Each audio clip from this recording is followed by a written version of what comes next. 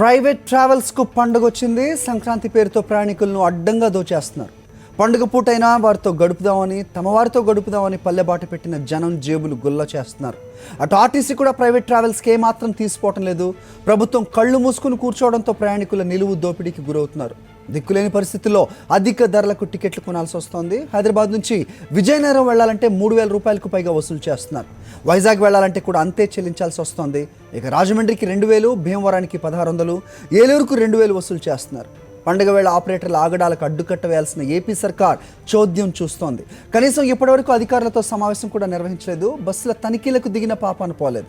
దీనిపై మరింత సమాచారం మా కరెస్పాండెంట్ సతీష్ అందిస్తారు. సతీష్, ప్రతి ఏటా చూస్తూనే ఉన్నాం, ప్రభుత్వం మాత్రం నిమ్మకు నీరెత్తినట్టు కూర్చుంటూ ఉంది. ప్రయాణికుల జోబులకు మాత్రం చిల్లులు పడుతున్నాయనే సమాచారం తెలుస్తోంది. ఏం చెప్తున్నారు అధికారులు? ఆర్టీసీ అధికారులు ఏం చెప్తున్నారు? ఏంటి పరిస్థితి? అది పూర్తిగా రాష్ట్ర ప్రభుత్వం ప్రైవేటు దోపిడీకి విశృంఖలంగా శాసించిందని చెప్పొచ్చు. ఇప్పటి వరకు కూడా ఆంధ్రప్రదేశ్ లో ఎక్కడ కూడా ఈ ప్రత్యేక బస్సులకు సంబంధించినందుకు రైడ్స్ జరిగిన పరిస్థితి కూడా లేదు. మంత్రి సిద్ధారాఘవరావు రవాణా శాఖ మంత్రిగా ఉన్నారు, ఆర్టీసీ ఎండీ ఉన్నారు, ట్రాన్స్పోర్ట్ కమిషనర్లు ఉన్నారు. కానీ కనీసం ప్రైవేట్ ఆపరేటర్లతో మీరు ధరలు నియంత్రించండి, ఒక ఫిక్స్డ్ రేట్ అమ్మండి అనే ఉద్దేశంతో కనీసం ఒక సమావేశాన్ని కూడా ఏర్పాటు చేయని పరిస్థితి ఆంధ్రప్రదేశ్ రాష్ట్ర ప్రభుత్వం పూర్తి శ్రేయస్సునిచ్చింది ప్రైవేటు.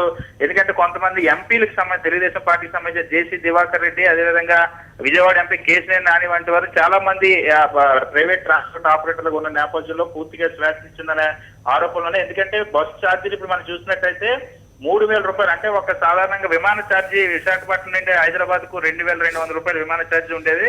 అలాంటిది ఇవాళ ఆర్టీసీ ఇవాళ private bus AC bus charge అనేది 3,000 రూపాయలు దాటింది. ఈవెన్ ట్రైన్ లో కూడా ఫస్ట్ క్లాస్ జర్నీ చేస్తే 2,200 మించి లేని పరిస్థితి. అలాగే నాన్ ఏసీ బస్సు చూసినట్టు అదే విశాఖపట్నం నుండి హైదరాబాద్ కి ఇప్పుడు 1,700 రూపాయలు చొప్పున వసూలు చేస్తా ఉన్నారు. పూర్తి స్థాయిలో అన్ని ప్రాంతాలు కూడా, అలాగే రాజమండ్రికి 2,000 రూపాయలు, భీమవరానికి 1,600, ఏలూరు కూడా 2,000 రూపాయలు వసూలు చేసిన పరిస్థితి. అమలాపురానికి 2,000 వసూలు చేస్తున్నారు. ఇప్పటి వరకు ఎప్పుడు చూడనంత భారీగా ఛార్జీలు వసూలు చేస్తున్న పరిస్థితి. మరోవైపు ఆర్టీసీ కూడా ఇదే విధంగా ఆర్టీసీ కూడా పూర్తి స్థాయిలో అదనపు బస్సులు ఏవైతే స్పెషల్ బస్సులు ఉన్నాయో వాటిలో 50% అదనంగా ఛార్జీలు వసూలు చేస్తుంది. సాధారణంగా 1,200 రూపాయలు ఉన్నటువంటి RTC AC bus charge Hyderabad నుండి విశాఖపట్నం ఇప్పుడు 1,900 రూపాయలు చేరింది. అదే అయితే మొత్తానికి ప్రైవేట్ బస్సులు ఆపరేటర్ని నియంత్రించాల్సిన రాష్ట్ర ప్రభుత్వం, ప్రయాణికులకు సర్వీసెస్ ను ఎక్కువ అందుబాటులోకి తీసుకొచ్చి మేలు చేయాల్సిన ప్రభుత్వం సంక్రాంతి పేరుతో నిలువున దోపిడీ చేస్తుందని చెప్పొచ్చు. ఎక్కడ కూడా అధికారులకి దాడులు చేయండి అని కానీ, ధరలు నియంత్రించండి కానీ ఒక్క సమాచారం కూడా, ఒక్క ఆదేశం కూడా ఇవ్వలేని పరిస్థితి. మంత్రి సిద్ధారాఘవరావు కొద్దిసేపటి క్రితం ఒక ప్రకటన ఇచ్చి మేము చర్యలు తీసుకుంటామని చెప్పారు.